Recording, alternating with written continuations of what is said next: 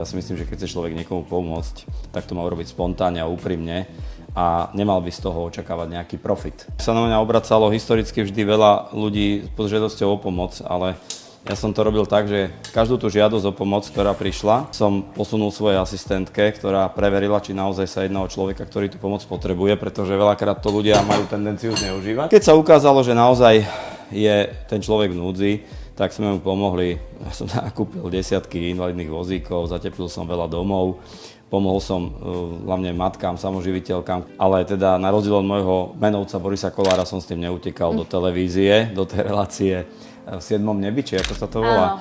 A do dnešného dňa mám, je to niekoľko šanónov, to sú desiatky rokov, čiže za tie desiatky rokov sú to 2 plné šanóny rôznych žiadostí a potom akože tej mojej pomoci, ktoré moja asistentka starostlivo odkladá. Ale nemyslím si, že to je vec, ktorú by som bol povinný alebo potreboval vnútorne niekomu prezentovať. Pretože ja si myslím, že keď chce človek niekomu pomôcť, tak to mal robiť spontánne a úprimne a nemal by z toho očakávať nejaký profit. Myslím spoločenský, nejaké ocenenie. Jednoducho je to vec charakteru, slušnosti a úcty a ja si myslím, že som pomohol mnohým ľuďom, ale zoznam ti nedám, to by sme tu asi boli dlho.